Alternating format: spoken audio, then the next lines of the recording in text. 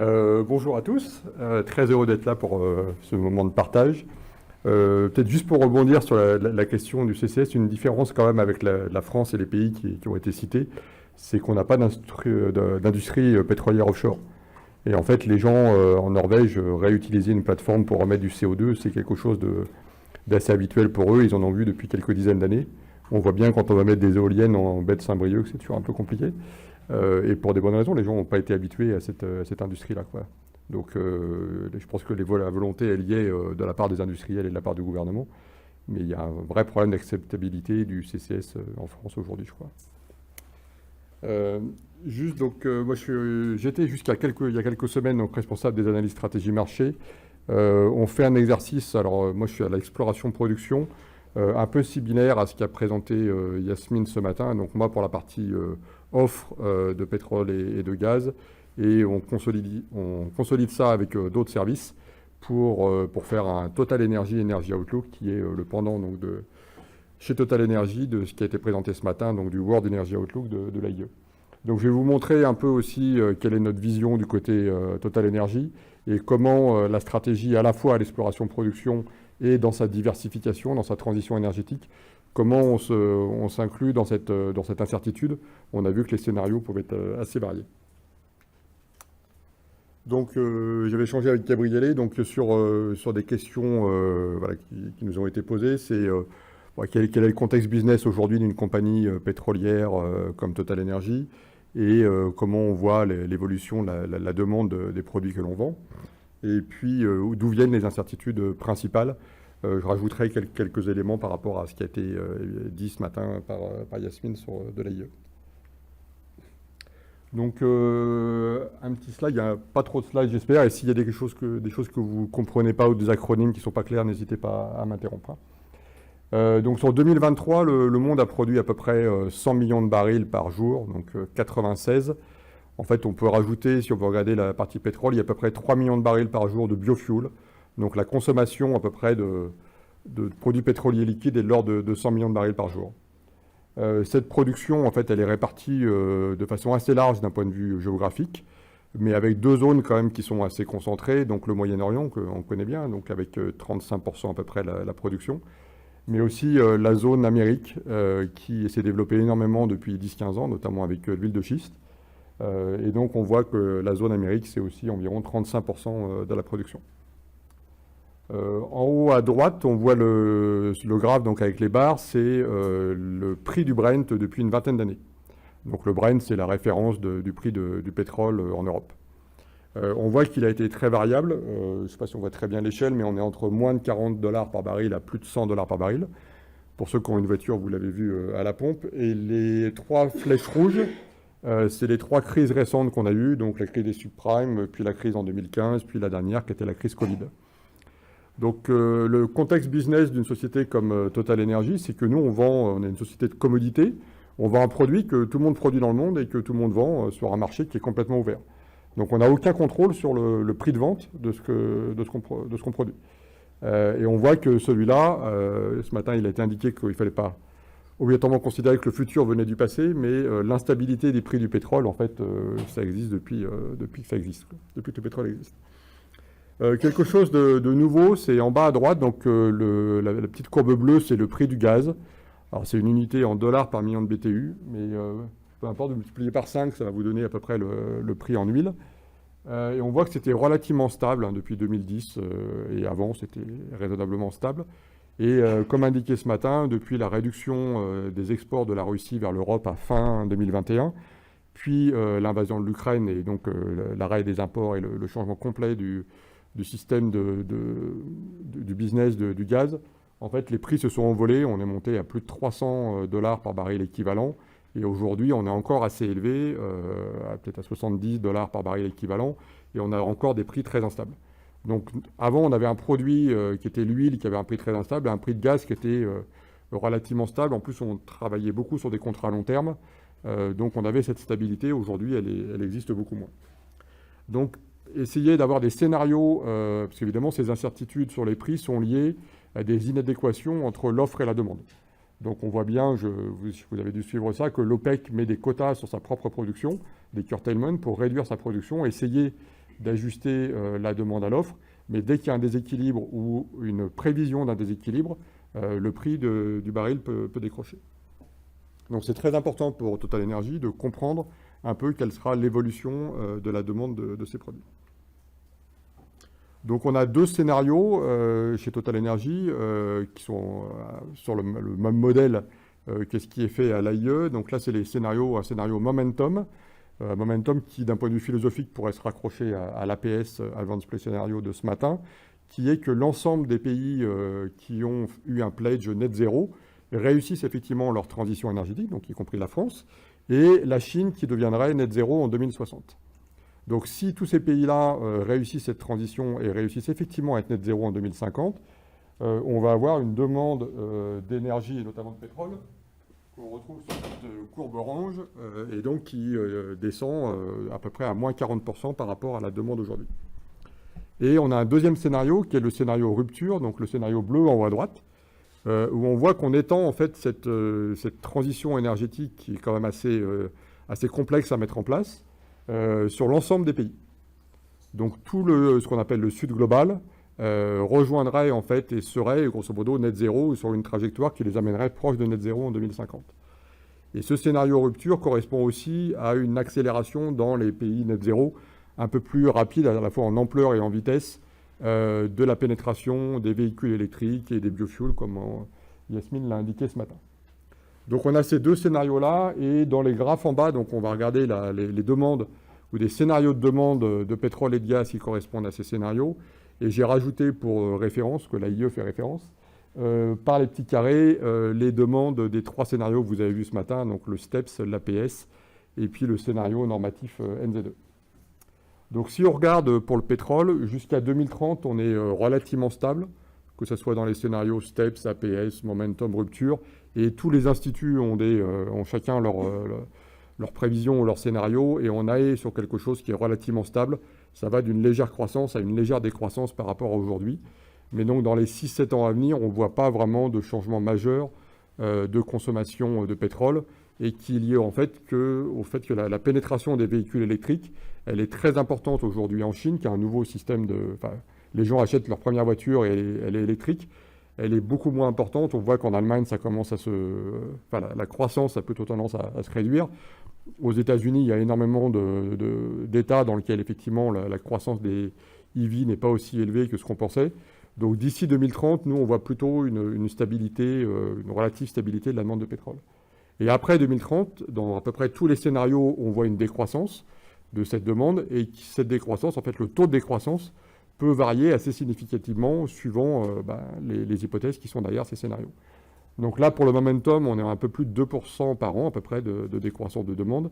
Pour le scénario rupture, on est à un peu plus de 4%, et ça veut dire que dans 25 ans, on est à moins 60% de demande de pétrole par rapport à aujourd'hui. Donc effectivement, le business de Total aujourd'hui, cette part de la partie pétrole va moins 60% dans 25 ans. Donc pour une grosse industrie, c'est évidemment une transition assez importante. Sur la partie gaz, la vision de Total Energy, c'est que ce gaz, on parlait ce matin de l'intermittence des renouvelables, il faut effectivement un peu derrière de backup de génération électrique, et on considère que le gaz peut jouer ce rôle-là, et surtout en complément et en remplacement du charbon.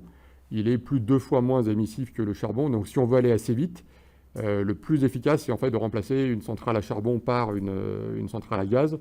Et puis d'ici 2-3 décennies, quand on aura réussi à rattraper en fait tous les besoins, vous verrez que c'est très compliqué d'aller développer l'ensemble du renouvelable pour répondre à tous les besoins. Si énormément d'industrie ou de déplacements se font sur un mode électrique, il va falloir énormément d'électricité, donc le gaz pendant un certain temps, puis remplacé petit à petit par quasiment 100% de renouvelables à longue échéance. Mais donc chez Total Energy, on voit que dans les 20-25 ans, on ne voit pas un effondrement du tout du gaz, on voit plutôt une stabilité de la demande du gaz, encore une fois liée à cette électrification. Et donc, néanmoins, donc, je le disais, tous les instituts, l'OPEC, l'AIE, Total Energy, Exxon et d'autres pays, j'imagine qu'au niveau de l'État français, il y a aussi des scénarios, ou au niveau de l'Europe, des scénarios de demande. On voit des incertitudes énormes. Et en fait, quand on regarde la vision que pourrait être la demande de pétrole en 2050, qui est dans 25 ans, on va à peu près de 30 à plus de 100 millions de barils par jour. Donc il y a une énorme incertitude sur cette demande. Donc la question qui m'a été posée, c'est comment une compagnie comme TotalEnergies s'inscrit dans un business dont on ne sait pas quelle sera l'ampleur d'ici 20-25 ans. Et donc est-ce qu'il faut encore investir, où, quand, comment? Alors je vais reprendre un graphe similaire à celui que j'ai montré avant, que Yasmine vous a montré ce matin. Donc là c'est jusqu'à 2040, c'est la demande donc, en bleu, c'est le momentum, et les carrés orange, c'est l'APS, donc c'est très très similaire. Et à droite, c'est la production de pétrole selon le statut aujourd'hui des champs de pétrole. Donc les barres noires, en fait, c'est les champs qui sont déjà en production. Et ensuite, les barres vertes, les petits morceaux verts, c'est des champs qui ne sont pas encore en production et avec un statut de plus en plus improbable ou de moins avancé. Donc ça va des projets qui sont déjà sanctionnés, qui sont en construction, jusqu'à des projets qui sont possibles, qu'on appelle contingents, voire une partie tout en haut à droite, là, qui est une partie exploration, donc des choses qui ne sont pas encore découvertes. Donc si on est sur un scénario NZ2, on a vu qu'on avait besoin quasiment uniquement des projets qui étaient déjà sanctionnés. Si on est sur des scénarios momentum ou même rupture, en fait, on a encore besoin d'investir dans les 10 ans à venir au moins sur des nouveaux projets pétroliers et même d'explorer. Et donc, dans ce cadre-là, TotalEnergies, ce qui se matérialise depuis 4 ans, en fait, c'est malheureusement pas une trajectoire de transition NZ2, donc on se garde des optionnalités. Et donc, aujourd'hui, on continue à investir dans les énergies fossiles et dans le land gaz, en maintenant notre production d'huile et en se développant plutôt sur le gaz, puisque, comme je l'ai indiqué, on voit plutôt un avenir relativement stable dans le gaz. Néanmoins, on le fait évidemment en réduisant au maximum les gaz à effet de serre. Et je ne sais pas si vous connaissez les scope 1, scope 2, scope 3, mais scope 1 et 2, donc c'est au périmètre de nos opérations, et scope 3, c'est l'utilisation de nos produits. Donc scope 1 et 2, ça va être l'ensemble de la production de pétrole, le raffinage, le transport et autres, et les scope 3, et la distribution, et les scope 3, ça va être votre voiture. Donc au niveau du scope 1 et 2, on va essayer de travailler à énormément réduire, ou faire tous les efforts possibles pour réduire nos émissions de gaz à effet de serre, et notamment donc, en arrêtant le torchage de routine qui avait lieu pendant des dizaines d'années, et quand il n'y avait pas de marché gaz, on brûlait le gaz et ça partait à l'atmosphère. Chez Total, on essaie de l'arrêter partout. Il y a des zones comme on peut avoir en Irak, ça va encore prendre 2-3 ans parce que c'est des environnements un peu compliqués, mais l'idée c'est vraiment de bannir complètement ce torchage de routine. Et on travaille aussi énormément, on parlait du méthane tout à l'heure, à traquer toutes les fuites de méthane partout dans le monde. Donc on a des drones qui ont été développés avec le CNRS et on fait des surveilles vraiment très systématiques et avec des capteurs en permanence pour vérifier la moindre fuite et pouvoir agir. Voilà. Et c'est souvent en fait les fuites de méthane, il peut y avoir s'il y a une grosse fuite, c'est un danger industriel, donc on va le voir très vite. Si c'est des fugitifs, donc des très petites fuites, mais qui sont par milliers sur l'ensemble des installations, elles sont assez compliquées à traquer. Et donc c'est l'exercice que l'on fait en ce moment, avec l'objectif de réduire nos émissions de méthane de 80% d'ici la fin de la décennie, donc dans 5-6 ans. On va essayer évidemment, après sur la protection de l'environnement, ce n'est pas quelque chose de nouveau, heureusement, mais évidemment cette importance à la protection de l'environnement est de plus en plus forte, et aussi l'implication des parties prenantes locales. Donc c'est ce qui est ici avec partager la valeur avec les communautés locales. Je pense que vous connaissez nos projets un peu dans la presse. On travaille souvent dans des zones en voie de développement où les revenus des habitants qui entourent nos installations sont faibles. Donc c'est extrêmement important d'aller impliquer les communautés et les gouvernements lorsqu'on travaille dans ces pays-là. Donc ça, c'était pour la partie exploration-production, mais après, on a vu que, voilà, notamment sur le pétrole, et encore plus, si évidemment, on part dans des scénarios rupture ou NZ2, cette demande de pétrole va se réduire fortement, et donc notre business à nous, il va se réduire aussi. Donc quelle est la stratégie de la compagnie TotalEnergies dans cette transition énergétique?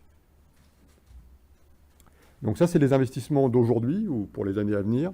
Donc je le disais, on investit à peu près 16 à 18 milliards par an. On investit à peu près 5 milliards par an dans le maintien de nos installations pétrolières, c'est des installations qui sont exposées, notamment quand elles sont en mer, à énormément de contraintes. C'est des installations qui sont à la fois gigantesques et dangereuses, donc elles ont besoin de beaucoup de travail de maintenance. On développe aussi des nouveaux projets, principalement du gaz, mais on développe aujourd'hui 5 milliards par an d'énergie renouvelable et de biofuel, que ce soit du biogaz ou du biodiesel et à terme du SAF et l'hydrogène vert. Donc on a un investissement massif chaque année, 5 milliards, dans des développements non renouvelables, donc principalement du solaire et de l'éolien, et ceci partout dans le monde. Il y a une question, je crois que c'est Yasmine qui disait tout à l'heure qu'une des difficultés, c'est les développements de ces renouvelables dans les pays en voie de développement, parce que le coût de l'argent, si le Mozambique ou l'Angola veut emprunter sur les marchés internationaux, ça coûte plus cher que si c'est l'Allemagne ou la France. Et Total Energy investit massivement en fait du renouvelable dans ces pays-là. Donc la semaine prochaine, je suis en Angola, on va a priori probablement échanger sur un projet solaire, de développement solaire assez significatif. On regarde des projets d'hydro au Mozambique, on développe un projet très important de solaire en Irak, qui sont des pays qui auraient du mal à attirer du financement international. Et donc, si on fait cet investissement dès aujourd'hui de 5 milliards par an et petit à petit de plus en plus, une part de plus en plus grande sur la partie renouvelable et biofuel, la compagnie Total Energy, dans 25 ans, sera extrêmement différente de ce qu'elle est aujourd'hui. Donc, à gauche, là, vous avez, donc, en l'occurrence, on retrouve le scénario NZ2 du World Energy Outlook de 2023. Et ça, c'est donc le mix énergétique tel qu'on l'imagine en 2050, avec donc une très forte proportion de biofuel et d'électricité, évidemment cette électricité étant décarbonée. Et si on regarde en fait le business model ou la vision des ventes de Total Energy à 2050, on va se rapprocher très fortement de ce mix énergétique. Donc en 2050, on a une vision de vendre en fait de l'énergie, mais à 50% de l'énergie renouvelable, à 25% du biofuel, et il restera environ 25% d'énergie fossile, parce qu'il y a des processus ou des endroits où c'est extrêmement compliqué de remplacer très efficacement ces hydrocarbures fossiles. Et dans cette part de fossiles, on aura d'ailleurs une large prédominance du gaz. Donc le pétrole sera vraiment une toute petite partie des ventes de Total Energy, sachant que 2050, c'est dans 25 ans. Donc pour une industrie aussi grosse que Total, c'est vraiment une transition accélérée. Et l'ambition de la compagnie Total Energy, c'est d'être également net zéro, donc à l'ensemble du périmètre, non seulement à son périmètre à elle, mais aussi au périmètre des produits qu'elle vend. Donc tout ce qui sera biofuel et électricité renouvelable aura a priori un contenu carbone extrêmement limité. Et sur la partie énergie fossile, on développe dès aujourd'hui du CCS et on a l'ambition de développer une capacité de stockage de CO2 en CCS de 100 millions de tonnes par an d'ici 25 ans pour pouvoir compenser les émissions Scope 1, Scope 2 et Scope 3, encore une fois, de ce qui restera d'énergie fossile. Donc on voit que la Total Energy, en fait, c'est une société aujourd'hui multi-énergie et qui s'inscrit dans cette transition avec ses incertitudes. Donc on garde effectivement des leviers, des possibilités d'accélérer si la demande de pétrole et de gaz effectivement se réduit plus vite, tel qu'indiqué par Yasmine dans le NZ2, et ben on aura derrière une accélération également de nos investissements en renouvelables ou en biofuel. Et donc voilà, notre compagnie a vraiment l'ambition de participer à cette transition énergétique, de prendre sa part de façon mondiale, puisqu'on est implanté dans énormément de pays, y compris dans le sud global, et participer à cette transition. Merci à vous, merci pour votre écoute.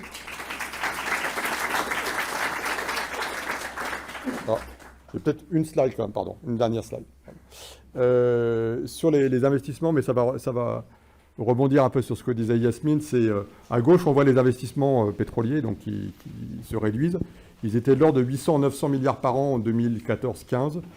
Aujourd'hui, on est à 500. Là, on voit qu'on est plutôt à 350 ou 250 dans les années à venir. Donc, ces investissements, de toute façon, sont amenés à se réduire. Le plus important, en fait, c'est pas obligatoirement est-ce qu'on investit encore dans le pétrole, c'est à quelle vitesse on va arriver à investir dans le système énergétique qui va remplacer ce système d'énergie fossile. Et donc là, c'est juste, on reprend des chiffres qui sont similaires, mais on a besoin en fait de multiplier par 2 les investissements du renouvelable d'ici 2030 et par 3 d'ici 2050. Et là, on parle en trillions de dollars par an, donc on parle en milliers de milliards de dollars par an à l'échelle mondiale. Donc pour nous, vraiment, le challenge le plus important de cette transition énergétique, c'est avant tout d'arriver à mettre en place ce nouveau système énergétique à base de renouvelables et de biofuels. J'en ai fini pour vous. Pardon, merci.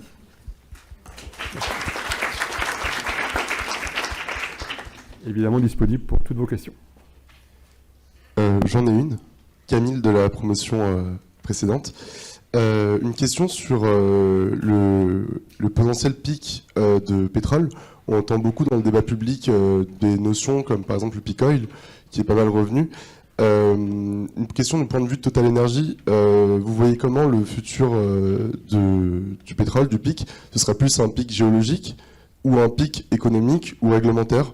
Et peut-être aussi si vous avez des éléments supplémentaires sur peut-être des réalités différentes en fonction des régions, ça pourrait être aussi intéressant. Merci. Merci, très bonne question. Alors, ce peak oil, au départ, si on revient dans les années 80, en fait, on pensait qu'on n'aurait pas assez de pétrole. Alors pour une phrase bien connue, l'âge de pierre, c'est pas terminé parce qu'on n'avait plus de pierre, et l'âge pétrole ne va pas s'arrêter parce qu'on n'aura plus de pétrole. Donc en fait, on a encore largement assez de pétrole pour produire 100 millions de barils pendant encore pas mal d'années. Donc on ne voit pas le peak oil sur une base géologique. On voit typiquement que l'huile de schiste aux États-Unis, c'est quelque chose qui était très incertain il y a 15 ans. Aujourd'hui, on est à peu près 180 à 200 milliards de barils de ressources. Donc ça permet de produire encore pendant pas mal de temps à un niveau élevé. Donc c'est pas géologique. Réglementaire et économique, je pense que les deux vont un peu ensemble. Mais c'est principalement économique, non, parce qu'aujourd'hui, ces ressources, elles existent, donc le prix du baril n'est pas plus élevé qu'il y a 10 ans. En 2014, il était à 120, 130 $. Aujourd'hui, il est à 72. Donc aujourd'hui, cette énergie n'est pas plus chère qu'il y a 10 ans.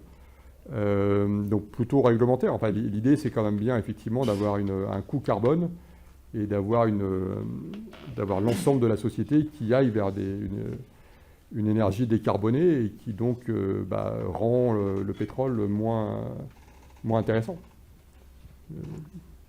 Le problème du pétrole, c'est qu'il est extrêmement efficace et très concentré en énergie, très facile à transporter. Donc il faut arriver à trouver mieux et c'est ça qui va déplacer en fait.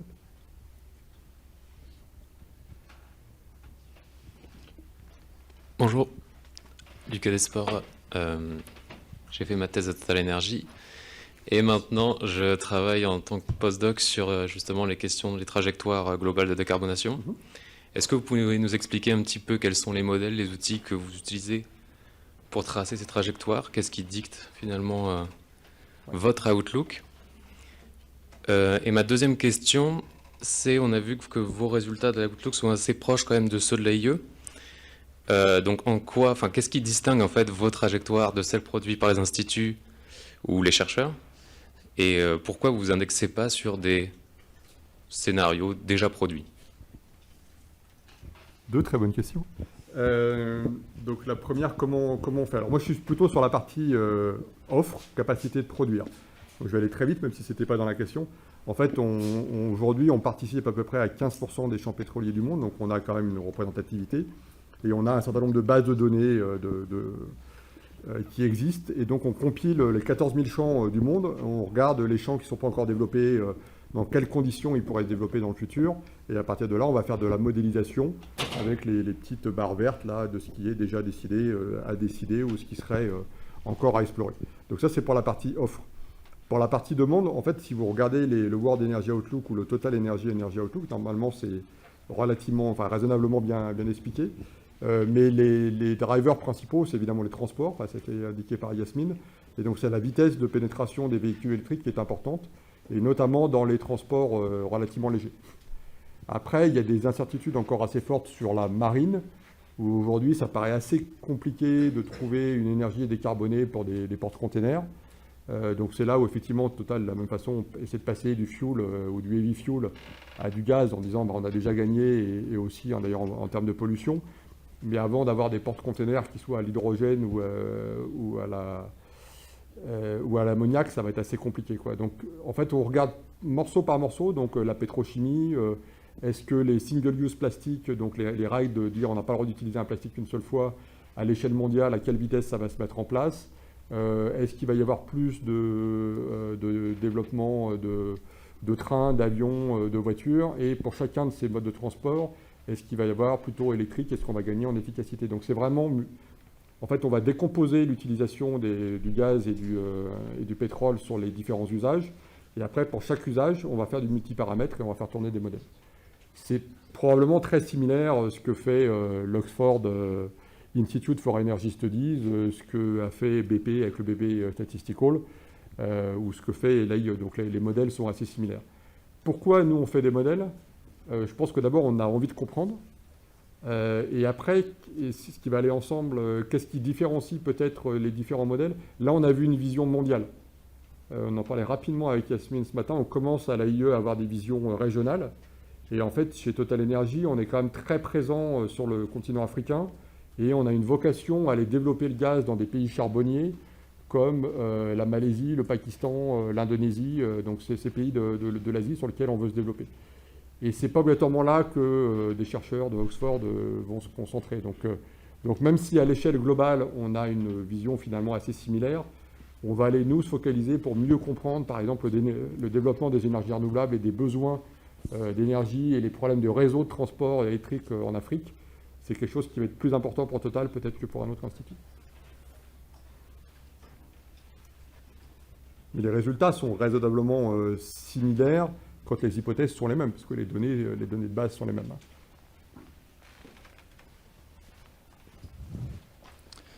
Joël Héracle pour la promotion OSE 2024. 2 slides avant, vous avez présenté une répartition pour 2050, dans lequel, oui, non, juste un, dans ce cas, oui, on voit l'électricité, donc les ENR, mais vous présentez aussi donc des low carbone molécules.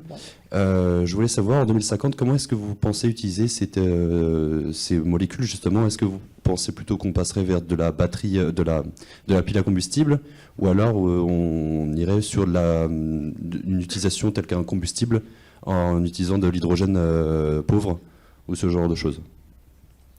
Alors, aujourd'hui, les biocarburants qui sont déjà largement utilisés et qui sont finalement techniquement pas très complexes, c'est tout ce qui est biofuel.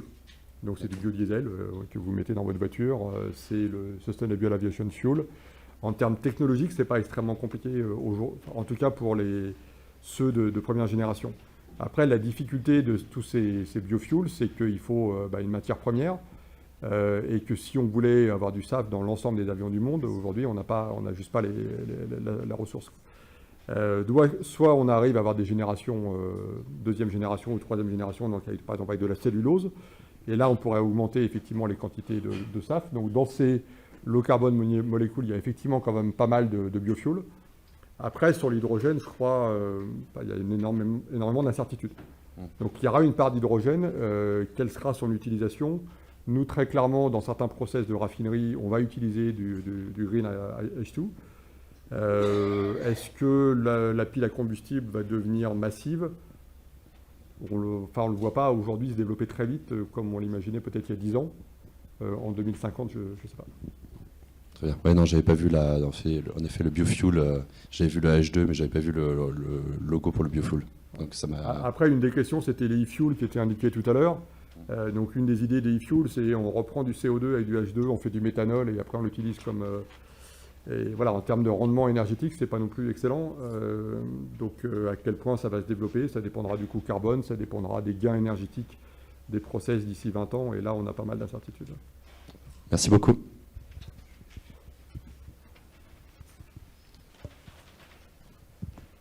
Bonjour, merci pour votre présentation. Thibaut Fex, donc je suis doctorant au CMA. Est-ce que Total considère qu'il a une responsabilité dans l'influence d'un scénario ou d'un autre, ou est-ce que Total se voit uniquement comme un preneur de marché? Est-ce que Total a une position un peu de faiseur de marché ou complètement de preneur de marché? Je pense qu'on a un rôle sur le marché, pratiquement. Oui, mais est-ce que vous influencez activement justement l'atteinte d'un scénario? Enfin, est-ce que vous favorisez un de vos scénarios?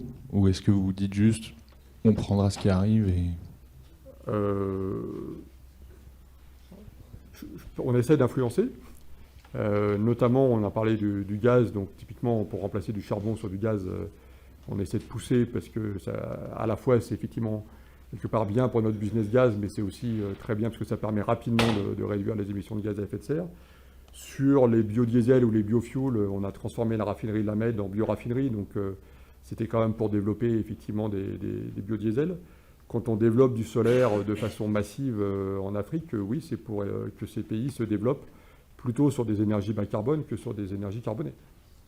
Donc le fait, par construction en fait, le fait de fournir une énergie renouvelable va permettre d'avoir des développemps dans ces pays-là qui vont être plus sur une base d'énergie renouvelable que ce que n'ont été les pays en voie de développement il y a 50 ans où il n'y avait que du charbon et du pétrole.